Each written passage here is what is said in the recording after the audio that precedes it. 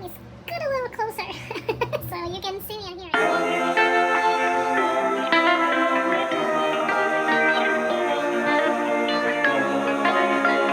My name is Esther Marie Andujar. I am a Puerto Rican writer aspiring to be a hybrid author, and today it's gonna be the first video of I don't know how many of my outlining a book in front of y'all series. Some of you may have seen the community post with the poll that I did a couple of days ago, and since that kept staying in a tie, I did like a very quick poll on my Instagram, and that definitely tipped the decision to one side. So I am outlining the first book of a paranormal romance series. I'm gonna explain a couple of things because this may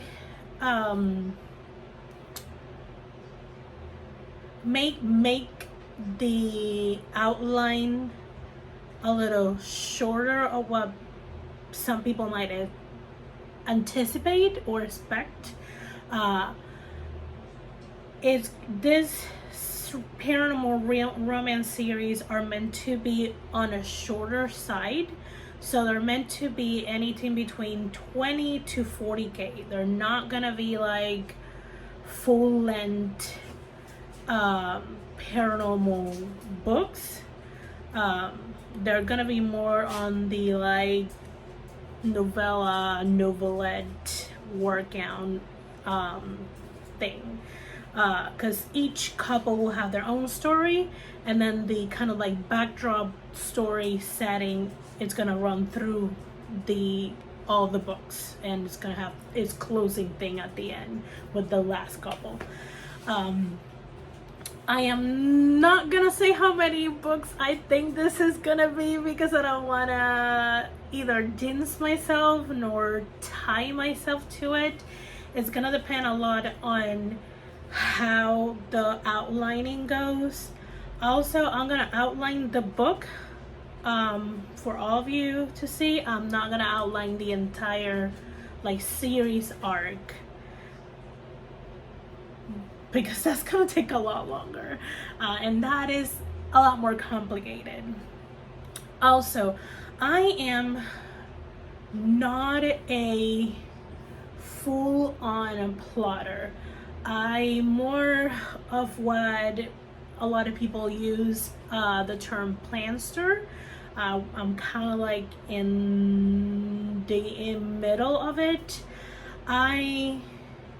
There's a couple things that I need to know to kind of like have a sense of the story, and then I need to know enough to start writing, and I don't mind deviating from the outline.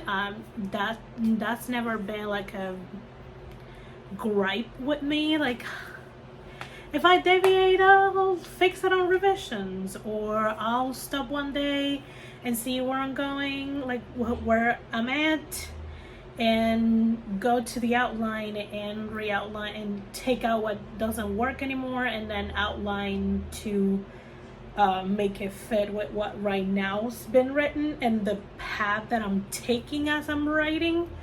So I am notoriously a re-outliner. Like, I outline many times. I fail at it many times, because this is kind of like my outlines let me discover the plot portion of the story, and then when I'm drafting my zero draft and my first revision, help me discover my characters. And when I'm discovering my characters, because characters are something that I almost full on pantsed, like I know enough, I have a sense of who they are, but I let them mostly decide. Like when I'm writing things, I'm like, does this feel like this kind of person? Yes or no. I'll write it no, like that kind of thing. And sometimes those behaviors do affect the plot, and that's why I said that sometimes when I'm like, the deviation is so much that I'm like full on a different path, I'll gotta stop and kind of like re-outline the rest so the outline can fit with where I'm going when I'm drafting.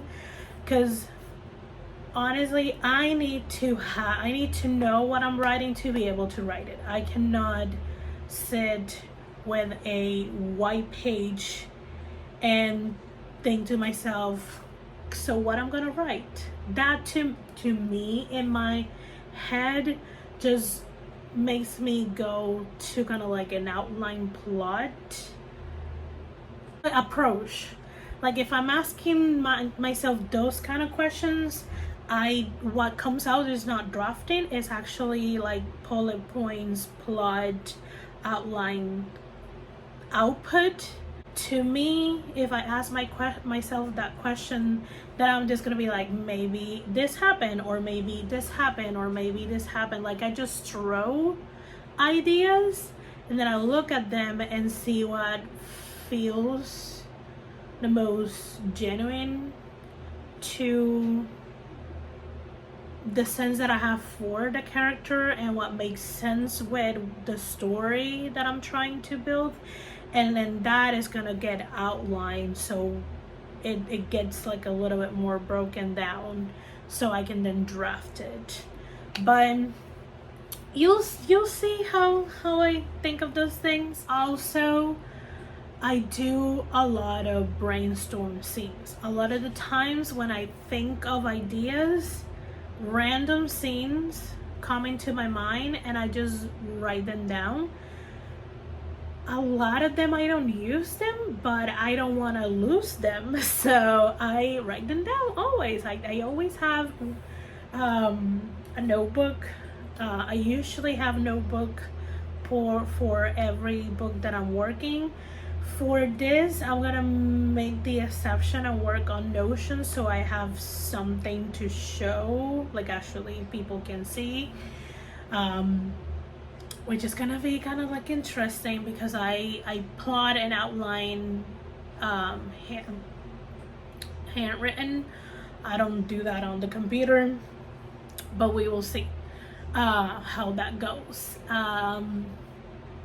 So yeah, I do have like a lot of I call them brain dump scenes because I dump those scenes there and I'll check later if they fit in the story, and if they're not, they're just there. I got them out of my head. I can move on. So I am gonna switch you to this. Right now I'm using my old laptop, so I'm not gonna be able to screen record right there. So it's gonna be like a screen on a screen. You'll see, you'll get it, but I'll try to make it as readable as possible so there's not like a lot of like screen glaring or anything like that. I'll try my best. Hopefully for further other videos I will be able to use my newer laptop, which I'm pretty sure I can screen record on that one. But this one is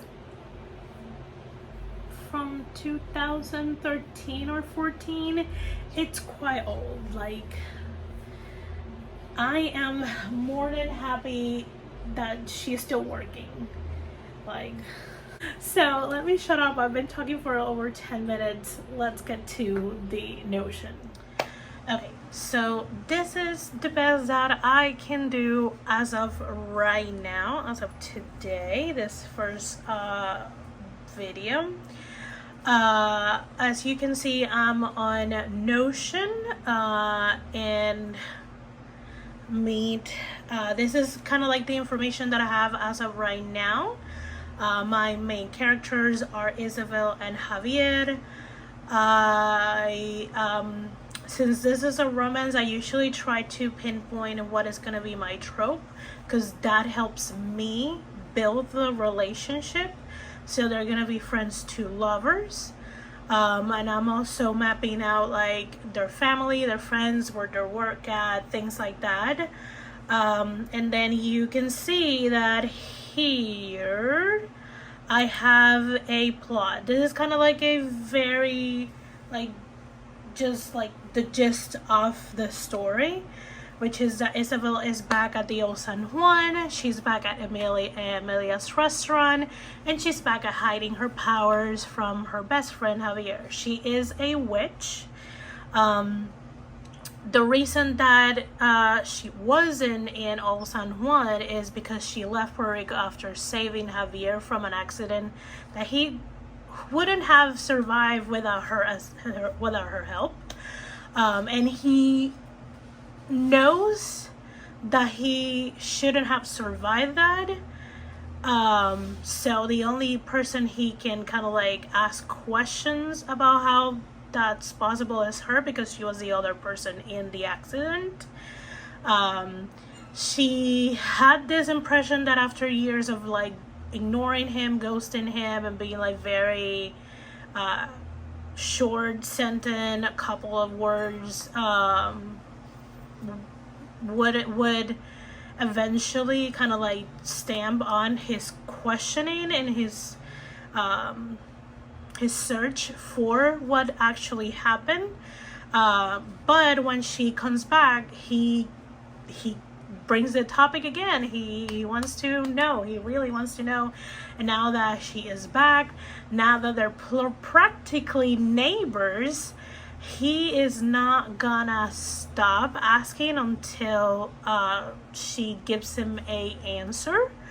Also, we gonna have kind of like a little enemy there with a vampire who its interest in Javier. So that's kind of like the gist of the story. I pointed for myself that the story arcs that I'm working is in this specific book is their strained friendship, and how that strained friendship mends and then it turns into romance, and then that little rivalry with that vampire who fancies Javier. I did not put the bigger background story arc, because again, that's not gonna be the point of this outline series, and I don't want to spoil it either.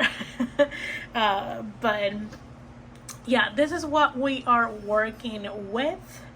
I still have to kind of like quote unquote populate their life. Kind of like, who are the people who work them besides their friends?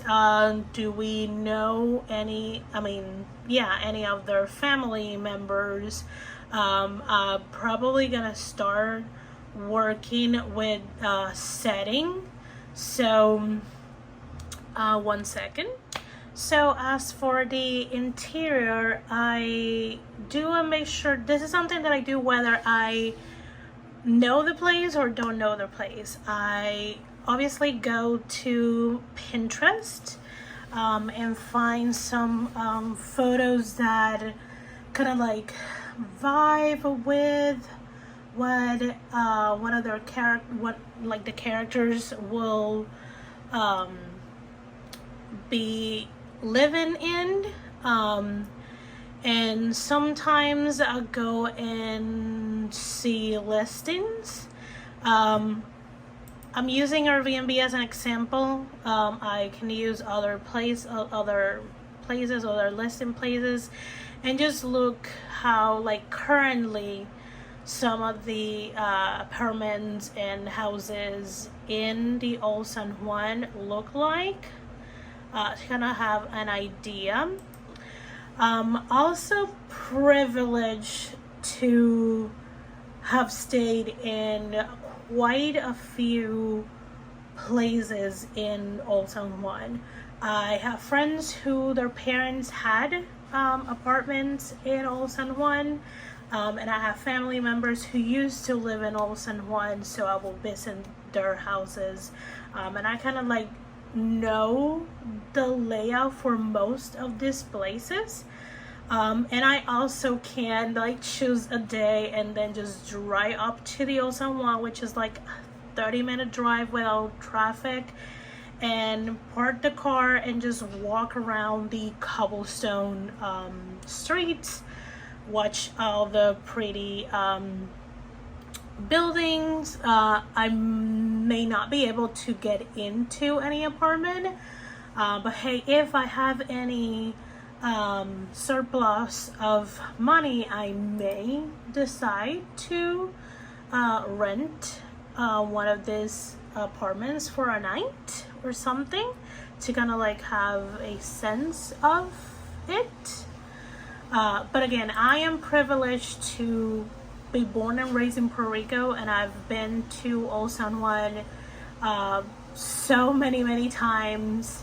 I've been to apartments, I've been to restaurants, I've been during the mornings, afternoons, night, late at night. I've seen sunsets and sunrise, so I have even my own photos of the Old San Juan. So this is a very well-known setting for me, which is ideal for what I want to do, because plotting wise the story, it's gonna get tricky, so I decided to have a setting that I'm very familiar, so I can focus more of my brain power on the actual weaving of the story. So that's the setting thing. So this is right now kind of like the inspo board for not only the places that Javier and Isabel are living, but kind of like the surrounding areas, the streets, some of the places they visit, they walk by, that kind of thing. So I can get like an entire vibe of not only where they live, but the location specific, and where they kind of like work by or spend their time with like friends or co-workers, things like that. As you can see, Javier's place is bigger than Isabel's, and now they're living in the same building. They originally, I have them living in the same street, but the buildings will be facing each other. But how I'm looking at things currently set up in Old San Juan, I think it's more doable that they are in the same building, just different floors. So he's on the first floor, she's on the second floor, things like that. So now I am going to start breaking that paragraph that we saw earlier. This paragraph, I'm gonna, under this, set up a page for the outline, and I'm gonna start breaking that. So let's do that.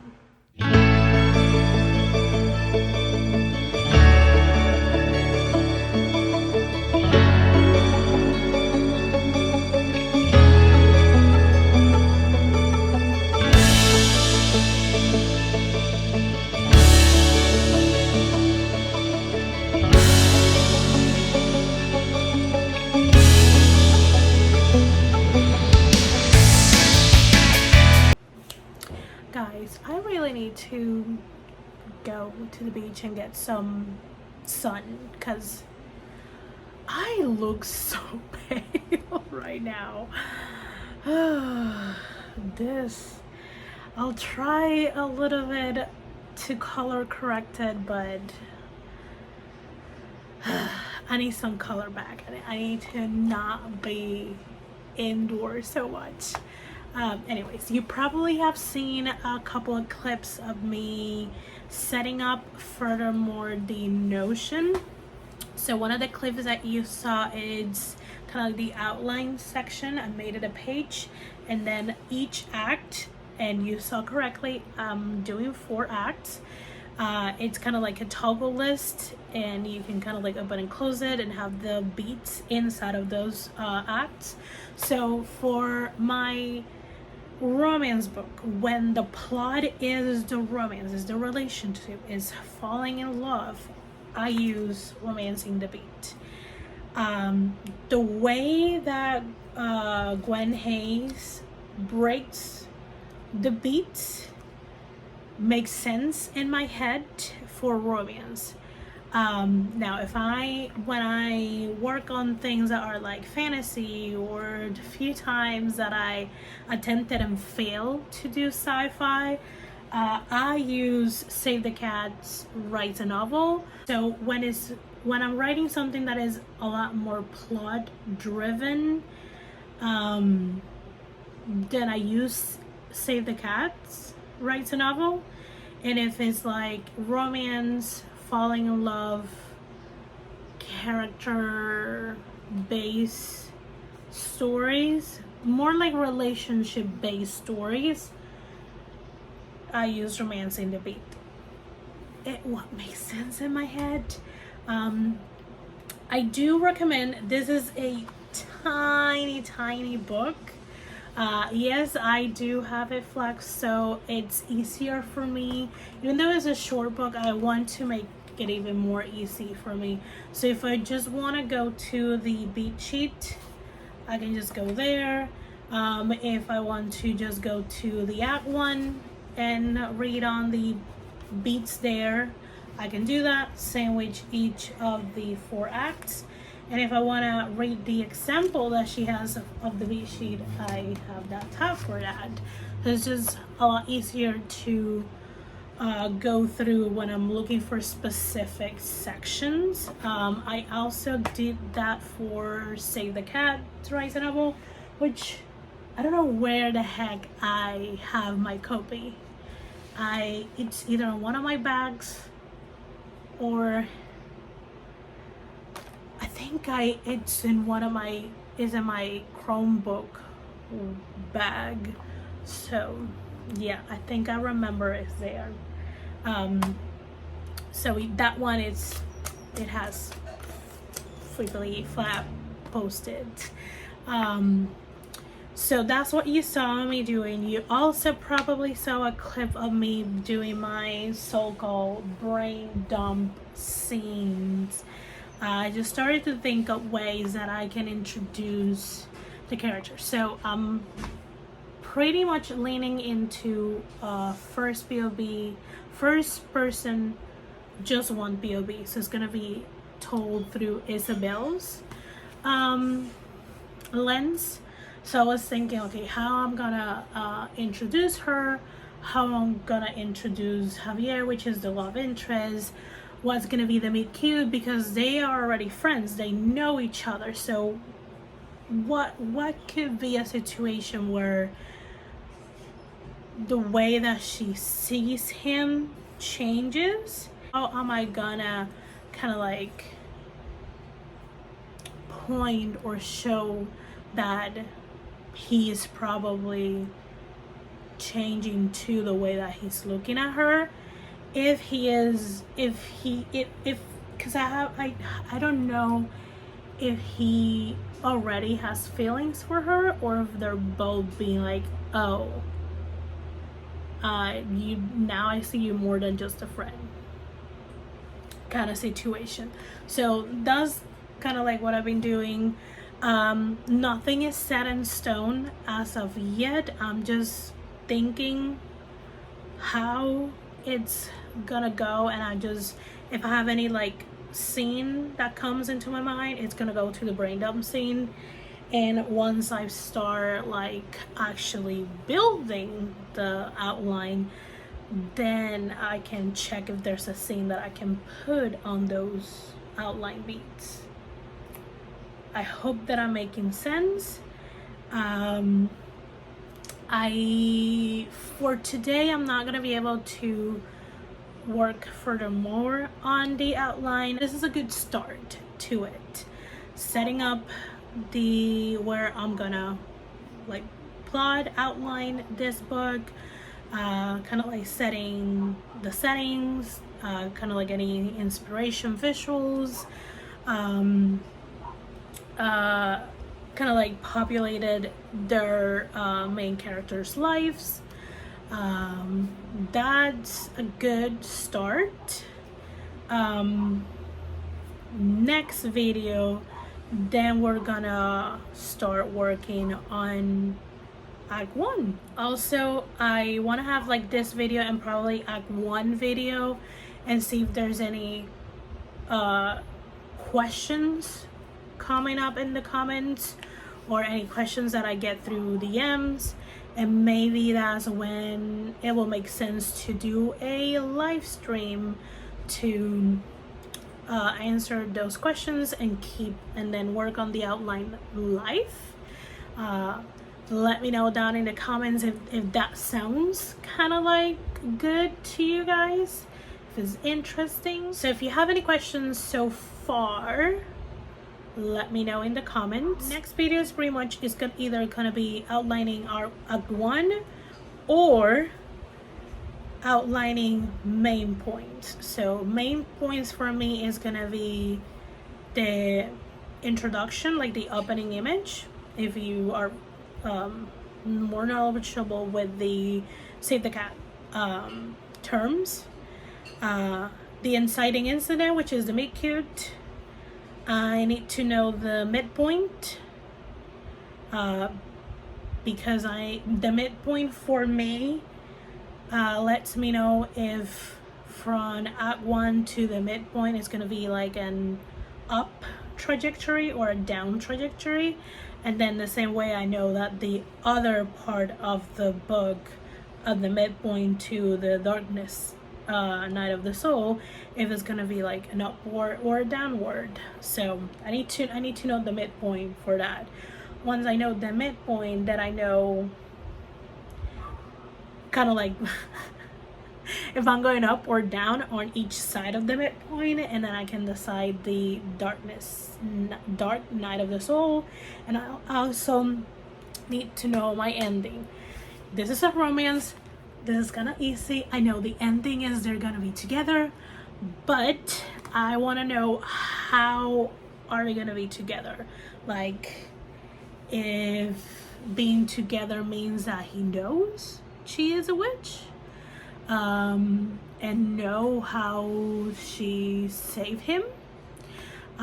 Being together means maybe not telling him that, and then actually I think I kind of decided that the ending is that he needs to know she is a witch. So now we know how it's gonna end, at least that section. Like, he's gonna know that, like, that's gonna be critical for them to be together. What I need to decide is it's gonna be a happy for now, like they're moving in together, they are engaged, things like that, or if it's a happily ever after, it's like, oh, we're getting married, or it ends with a wedding scene at the end, and I may have like a little bit of a hint scene for the next book, for the next couple, who knows. But we now know in this video that they do end up together because it is a romance, and him knowing she is a witch is pivotal for them to be together. So see, that this is how I go about it. Either I talk to myself, which is technically what I'm doing at this moment, or I just keep writing, like, what if this, it could be this, or what if it is, like that kind of thing. That's a lot of my brain storm brain dome scene sections.